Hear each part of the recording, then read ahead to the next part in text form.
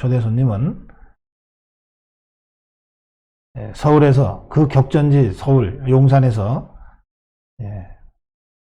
사지를 뚫고 살아 돌아왔습니다. 권영세 당선자 만나보겠습니다. 어서 오세요. 예, 안녕하십니까. 예, 고생 많이 하셨습니다. 예, 고생 좀 했습니다. 예, 쉽지 않았죠, 이번 선거. 글쎄요, 사실 제가 선거하는 과정에서는 이 정도일 줄은 전혀 생각을 못 했습니다. 예. 아마 이번에 서울 지역에서 낙선하신 많은 분들도 비슷한 생각일 텐데, 근데 뭐 여론조사상으로도 저희들은 조금 앞서 있는 상황이고, 실제 개표 결과보다. 근데 막판에 이제 사전투표가 개표되면서 거의 뭐 1000표 수준, 그래서 결과적으로는 890표 차이가 났습니다만, 그렇게까지 가는 걸 보고, 이거 참, 내가 민심을 잘못 읽은 건가, 이런 좀 의아함이 들 정도였었습니다. 근데 어쨌든 뭐 겸허하게 받아들이고, 우리 미래통합당이 다시 시작을 해야 2년 뒤에 우리가 승리할 수 있지 않겠나, 이렇게 생각을 합니다. 네. 많은 분들이 이제 사전투표가 이게 부정선거였다라고 하는 의혹을 지금 제기하는데, 뭐 심증으로 다들 그렇게 생각하시고, 뭐 일부 지금 이제 부정수표였다고 하는 이제 그 사진, 증거들을 이제 제시하고는 있는데, 이건 이제 물론 조사를 해봐야 되겠습니다만, 이 문제는 어떻게 보십니까? 지금 아까도 말씀드렸듯이 아마 여기 서울 지역에서 패배하신 분들 중에서 상당 부분이 그러니까 선거 과정에서 다니면서 분위기는 이길 수 있다 생각을 했는데, 실제 뭐 개표를 해보니까 사전투표에서 뭐 엄청나게 져서 결국 낙선 결과가 되는 걸 보고 아마 받아들이기 쉽지 않고, 또 뭐 여기저기서 이제 사전투표에 비율이 뭐 비슷하다든지, 그 다음에 지금 말씀하신 대로 여러 가지 흔적들이 제시되는 걸 보고 좀 사전투표가 문제가 있지 않냐라는 식의 뭐 생각을 하실 수도 있다고 생각을 합니다. 그러나 이게 그러니까 확실한 증거가 없는 상태에서 우리가 사전투표에 대해서 문제 제기를 하는 거는 좀 민의불복이라든지 뭐 이런 비판이나 받게 되는 거고 옳지 않다고 생각을 합니다. 그래서 그러나 이제 그 문제하고 별개로 지금 많은 분들이 이런 식으로 사전투표에 대해서 좀 문제가 있다고 생각을 하시고, 제가 듣기에도 사전투표에 그러니까 이 개표 과정까지 관리 방식에 문제가 있다면은 과연 사전투표를 이렇게 그대로 둬야 될 것인지, 뭐 심지어는 사전투표가 국민들의 편의를 위해서 둔 건데, 한 30-40% 가까이 되는 분들이 사전투표에 대해서 문제가 있다고 생각을 하고, 실제 과정도 문제가 있고, 그 과정이 개선될 수 없다면은, 이걸 근본적으로 재검토하는 것도 필요하다고 생각이 됩니다. 뭐 저 개인적으로 제가 행정안전위에 들어갈 생각이라서, 거기서 이 사전투표 문제 전반에 대해서 한번 따져볼 생각입니다. 알겠습니다. 예. 사실 지금 뭐 사전투표에 대해서는 지난 2년여 동안 끊임없이 이제 우리 자유파진에서는 문제를 제기해 왔는데, 미래통합당에서 이것을 확실하게 문제 제기를 하거나 뭘 좀 안전판을 만들거나 하는 데는 결과적으로 보면 좀 소홀했던 것 같아요. 그런 것 같습니다. 이번 21대 국회에서 시작하자마자 이 문제를 어쨌든 좀 집중적으로 다루겠고, 그걸 다루기 위한 그 위원회가 행안이니까 그쪽으로 지금 생각하고 있다. 알겠습니다. 일단은 증거가 뭐 확실하게 나오기 전까지는 그러니까 제도적으로 접근할 필요가 있지 않겠나 하는 말씀입니다. 알겠습니다. 저는 이제 우리 자유파 국민들이 이게 부정선거의 증거다라고 이제 SNS로는 많이 이제 회람되고 있는데, 이것들을 당으로 빨리 좀 모아달라. 그래서 아무리 당이 지금 뭐 충격적 패배를 당해도 당의 기본 시스템이 뭐 붕괴된 건 아니니까 법률지원단이라든지 이런 문제를 이제 법률적으로 다룰 수 있는 기구에서 이 증거들을 다 모아서 필요하면 이게 좀 확실한 증거다라고 생각되는 곳은 어느 지역인가에 지역구 차원에서 있을 테니까 그 지역구의 후보가 뭐 투표한 보전 신청을 한다든지 법률적으로 절차를 밟아서 좌파들을 압박해가는 것이 효과적이지 SNS에서 이렇게 막 주장만 하는 걸로는 별로 변화되는 게 없다. 그런 말씀을 이제 드리고 있습니다. 하여튼 당에서 이 문제는 좀 적극적으로 좀 이슈를 받아주셨으면 좋겠습니다. 예. 예. 이게 제가 당선인을 모시면 되게 당선 소감도 좀 여쭙고, 뭐, 이제. 제가. 사실 저도 8년 만에 입성하는 건데. 아, 그러시구나. 예. 그래서 근데 뭐, 당연히 기뻐야 되겠지요. 네. 기뻐야 되겠는데, 지금 이번에 아까 우리 사회자께서도 말씀하셨지만, 참 기록적인 참패를 당한 상황이라서. 네. 이게 기뻐할 수만 없는 상황입니다. 그리고 지금 뭐 당장 이 선거 결과가 기쁘다, 덜 기쁘다, 뭐 이런 문제가 아니라 지금 앞으로 국회, 21대 국회 임기까지 4년, 그리고 당장 앞으로 또 대선까지 2년, 이거를 어떻게 지금 버텨내야 될지 이런 부분에 대한 고민도 크기 때문에 네. 그런 점에서도 기뻐할 수만은 없는 상황인 것 같습니다. 그래요. 여기 이촌동입니다. 저희는 학연 같은 거 다 버리고 권 후보님 찍었습니다. 사무실 찾아가겠습니다. 예. 예, 그런 분들이 많았습니다. 예. 지금 앞으로가 정말 걱정이다 이런 말씀을 하셨는데 2년 후 대선이 어쨌든 다가오고 있습니다. 그리고 어떤 면에서는 이번에 뭐 정말 바닥까지 내려왔기 때문에 더 떨어질 데도 없다. 그러니까 이제 반등밖에 남은 게 없다. 대선은 우리가 이런 패배를 바란 건 아니지만 결과적으로 대선에는 더 유리해졌다. 이런 말씀들을 글쎄 분석적으로 할 수도 있고 또 서로 위안 삼아 할 수도 있는데 그 점은 우리 당선인 어떻게 보십니까? 이 절망은 할 필요가 없다고 생각을 합니다. 네. 그리고 희망을 가지고 우리가 희망을 끈을 놓지 말고 그 희망을 현실화하는 네. 그런 노력은 해야 되겠지만 제가 2017년 그 말씀과 관련해서 2017년 대선 직후 상황을 잠깐 말씀드리면 그 당시 뭐 탄핵이 있고 문재인 대통령한테 압도적인 표로 졌지 않습니까? 그 당시 홍준표 대표가. 근데 그 얼마 뒤였는데, 그때는 제가 이제 홍준표 당시 대표한테 쫓겨나기 전에, 아직 영등포에서 제가 당협위원장을 하고 있을 때에, 서울시당에서 이 당협위원장들 모임이 있었습니다. 대선 패배 이후에. 당시 그 사무총장이 박명호 총장이었던 걸로 기억을 하는데, 그래서 뭐 당연히 저는 그때 깊이 관여를 안 하고 있으니까 원외위원장으로서 그래서 그 모임에 나가가지고 우리가 탄핵도 되고 2017년 대선에서 뭐 하프 게임에 패배를 당했는데 그 탄핵 과정과 이 대선 패배와 이런 거에 대한 성찰의 과정이 있어야 되지 않겠느냐. 백서를 못 내더라도 그런 얘기를 했는데. 당 지도부에서 별로 관심이 없더라고요. 근데 그 당시에도 아마 지금 아까 그 바닥이라고 얘기하는 것 때문에 제가 말씀을 드리는데 그 당시에도 이렇게까지 졌으니까 이제 바닥 아니겠냐. 이렇게 생각을 할 수가 있었겠지요. 근데 그게 바닥이 아니고 2018년엔 더 바닥이었고. 그 다음에 지금 2020년에는 더 바닥 아닙니까? 근데 지금도 마찬가지로 우리가 아까 말씀드렸듯이 희망을 잃지 말아야 되겠지만 여기에 대해서 그냥 만연히 이게 바닥이니까 뭐 더 이상 떨어질 것도 없으니까 이제 올라갈 일만 남았다 이렇게 생각하고 만연히 아무것도 안 한다면은 뭐 절대 못 올라가. 뭐 그 콘크리트 바닥이라도 파고 아마 더 내려갈 겁니다. 그래서 그런 점에서 우리 보수 우파, 자유 우파들이 뭐 미래통합당만이 아니라 당의 이제 당 의원이래야 100명 남짓 되는 거 아니겠습니까? 당의 원내 원외. 그다음에 심지어는 내 당외, 이게 밖에 있는 자유우파들이 다 같이 고민을 해가지고, 이게 보수우파가 다시 이 집권을 하기 위해서는 뭘 해야 될지, 그 다음에 그전엔 우리가 뭘 못했는지에 대한 성찰의 과정이 반드시 필요하다고 생각을 합니다.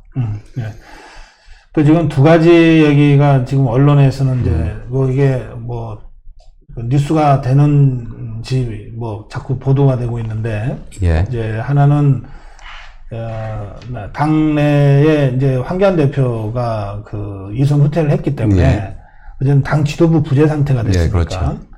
뭐 어떻게든 당 지도부를 다시 이제 구축을 해서 당 재건 작업을 해야 되는 거 아닙니까? 지도부 없이 재건 작업은 불가능하니까요. 그렇죠. 이 문제 관련해서 조기전대를 해서 정상 지도부를 빨리 띄우자는 주장이 있고 비대위를 구성해서 이 비대위가 좀 정권을 가지고 당 해체 수준에 준하는 예. 이 새로운 혁신을 한 다음에 이 대선 준비하자는 의견들이 있습니다. 예. 양쪽 다 전 일리 있다고 보는데 당선인께서는 어떻게 보십니까? 저는 그 조기 전대에 대해서는 굉장히 부정적입니다. 그러니까 조기 전대는 지금 아까도 말씀드렸듯이 이거는 그러니까 이 당이 원내가 뭐 한 100석 정도로 쭈그러지고 그 미래통합당도 사실은 그 이 보수 우파의 주체성도 흔들린 거 아니겠습니까? 그래서 그런 면에서 우리 당내 행사로서 이 조기 전당대회를 통해 가지고 지도부를 구성하는 모습을 지금 패배 직후에 보이는 것 자체도 문제가 있고 또 그 과정에서 이게 무슨 뭐 당 개혁 문제는 어디로 가버리고 물론 뭐 후보마다 주장을 하겠습니다만은 내가 대표되겠다 하고 서로 이렇게 자리 다툼하는 것처럼 보이는 거는 이거 저는 우리 국민들께서 또 한 번 눈살 찌푸리게 하는 일이라고 생각을 하고 그런 점에서는 그 조기 전대는 저는 바람직하지 않다고 보고요. 뭐 말씀하셨듯이 제가 말씀드린 그 뭐 반성 성찰 그다음에 앞으로 미래 어떻게 나아갈 길을 모색하는 이런 거는 누군가가 지금 이 책임지고 관리할 사람은 반드시 필요합니다.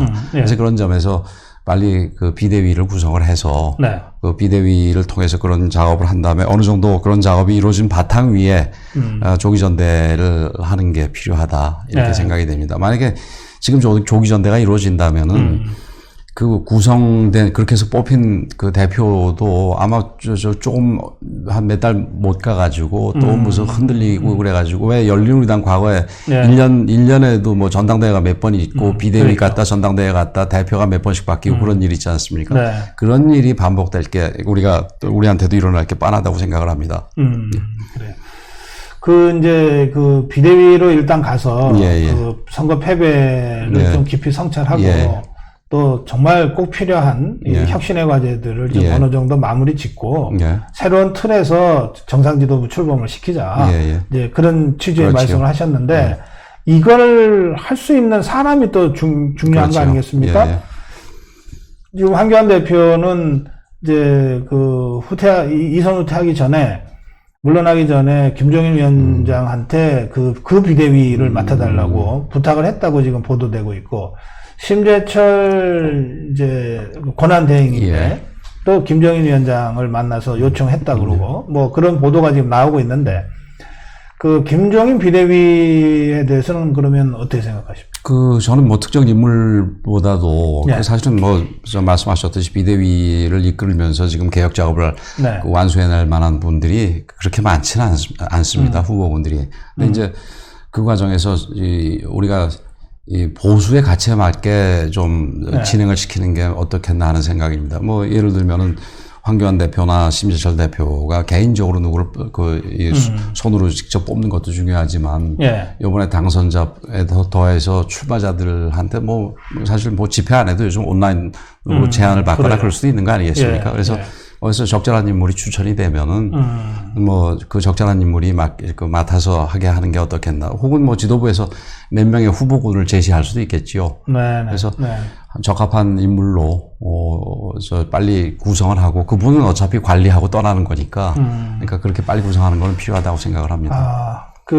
저는 사실 이제 물론 그러니까 한 예로 말씀하셨지만 이제 온라인 통해서 이렇게 우리 자유파 국민들의 의견을 수렴하는 거 전체 국민까지는 뭐 좀 어렵다고 보고요. 일단은 이게 그 비대위원장은 일종의 대표의 이 가름하는 거 아니겠습니까? 그렇죠. 비상적인 대표죠. 그러니까 그러니까 당협위원장에 해당되는 출마자들한테 물어본다든지, 그래봐야 한 250명. 저는 그렇게 제한적으로는 할 필요 있다고 생각해요. 다 모여서 뭘 하기가 좀 그러니까. 그렇죠.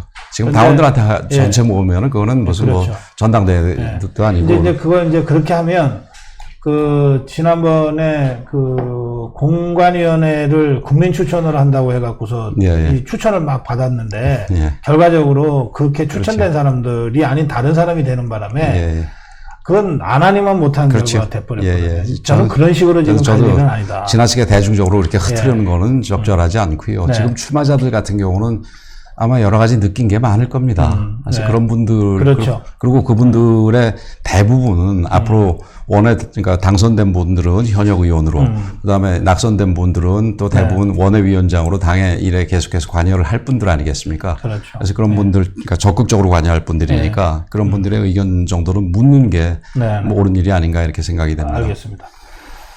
그 이제 또 한 가지가 글쎄요. 지금 말씀하시기가 좀 어려운 대목인지 모르겠는데 지금 언론에서는 이 84명의 당선자 또는 뭐 103명의 그 미래통합당, 미래한국당 의원들 못지않게 비중을 두고 다루는 게 그 무소속 4인방인데 윤상현 당선자는 저는 그 윤상현 당선자의 입장이 아주 공감이 가요. 뭐냐면 지금 어디 뭐 복당 얘기할 때가 아니다.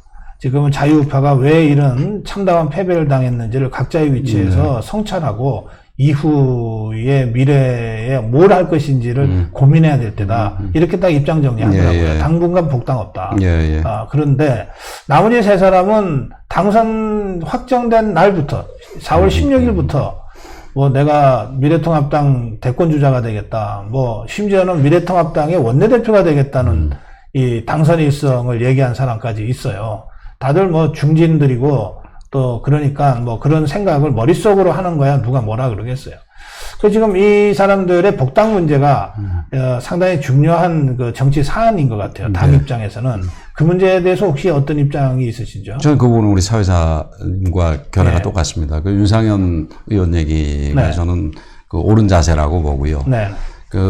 지금 그리고 현실적으로 보더라도 지금 103석이나 107석이나 뭐가 다릅니까?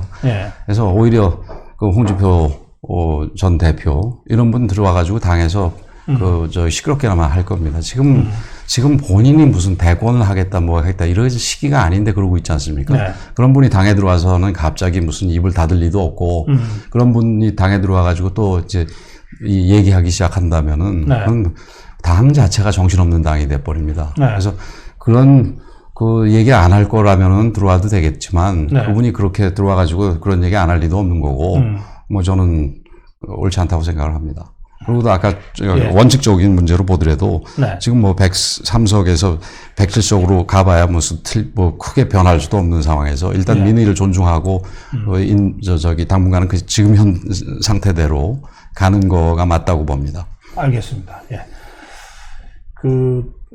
뭐 또 한 가지 이게 이제 사실은 예민할 수도 있고 별것 아닌 문제일 수도 있는 거가 뭐냐면요. 미래통합당과 미래한국당이 합당할 거냐, 아니면 따로 갈 거냐. 따로 갈 경우에 미래한국당이 지금 딱 19명이기 때문에 교섭단체 대표가 되기에 딱 한 명 부족하거든요. 그러니까 이제 교섭단체가 되냐 안 되냐가 굉장히 차이가 크잖아요. 이건 아주 현실적인 문제이기 때문에. 그 이제 미래통합당의 국회의원 한 명이 미래한국당으로 가서 교섭단체 구성을 시켜서 뭔가를 국회에서 협상 과정에서 대표가 2명 나갈 수 있으니까 이렇게 만드느냐 하는 등등의 문제가 있는데 저거는 저 좌파들도 지금 그 문제 때문에 그러니까 골머리를 앓고 있는 것 같아요. 그리고 우리 쪽에서 먼저 움직이면 그렇게 하겠다고 지금 그러고 있는데 이 문제는 어떻게 푸는 게 좋겠어요? 저는 반대입니다. 반대다. 저는 반대입니다. 애초에 우리가 그 미래통합당 외에 미래한국당을 만든 것은 저쪽에서 그 말도 안 되는 선거법을 무리하게 밀어붙여가지고 우리가 일종의 정당 방위로 했던 거 아니겠습니까? 그래서 거기까지는 일부 비판하는 분들이 계실지 모르지만 그래도 대부분이 이해를 해주실 거라고 어쩔 수 없었다. 그렇죠. 고육책이었다. 심지어는 자기네들이 그렇게 만들어 놓은 저당도 그 비례대표 정당을 2개나 뭐 만든 셈 아닙니까? 그래서 그런 점에서는 뭐 이해를 저도 이해를 하는데 근데 어쨌든 우리가 나중에 합칠 걸 전제로 해서 만든 당인데 이제 와서 작은 이익 때문에 또 그 비판받는 의원 꺼주기 형태로 해서 존립시키고 조그만 이익을 얻겠다.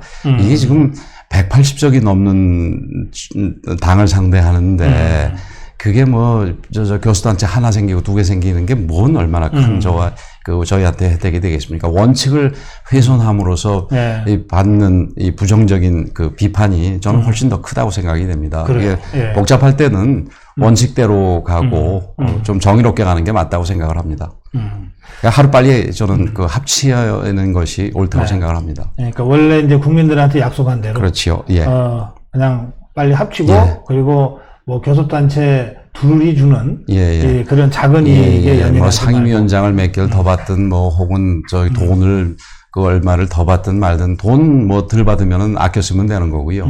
상임위원장 한두 석 더 받아서 뭐가 뭐 변하는 게 있겠습니까? 지금 국회에서 저쪽이 몰아붙이면은 그냥 속수무책 당할 수밖에 없는 상황인데 현재로서는. 그리고 저쪽이 뭐 상임위원장을 심지어는 야당한테 하나도 안 줄 수도 있습니다. 지금 뭐 더 봐야 이 교섭을 해봐야 알겠습니다만은 그런 상황에서 우리가 무슨 뭐 이 일종의 꼼수를 핀다라는 거가 옳지 않다고 봅니다. 어려울수록 다시 말씀드리지만 원칙대로 가야 된다고 봅니다.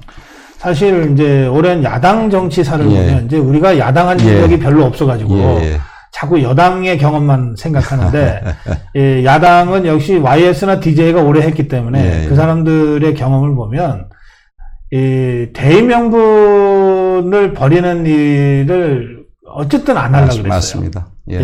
그거 갖고 버텼던 거예요. 야당은 명분이라 해가지고요.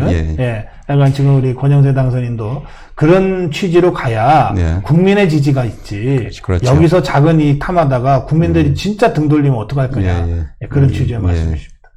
국민들이 이 우파 보수 정당한테 바라는 게 뭐냐. 이거를 우리가 잘 생각해 볼 필요가 있습니다. 우선 원칙을 지키는 정당. 그 다음에 또 이 안정적이고, 그 다음에 실력 있는 정당. 뭐 이런 거를 보여줄 필요가 있다고 봅니다. 이번에 이제 저는 이제 이 4.15 총선은 좀 진짜 백서가 좀 나올 필요가 있다고 생각해요. 이게 우리가 지난 지방선거 참패 후에도 뭐 이렇게 백서 작업이 없었고. 전혀 없었지요. 대통령 선거 후에도 없었습니다. 그 비대위가 10개월이나 됐는데도 그걸 작업을 왜 안 했나 모르겠어요. 근데 좌파들은 그 2012년 그 박근혜 문재인 선거 때 지고 난 다음에 6개월간 백서 작업하거든요. 거기서 나온 그 패배 원인 진단, 그 다음에 그걸 극복하기 위한 방안들을 어쨌든 행동하거든요. 그렇죠. 그 행동을 했습니다. 그래서 지금 어쨌든 집권을 하게 된 건데, 그 점에서 이번 패배는 그냥 대충 넘어가면 절대 안 될 것 같아요.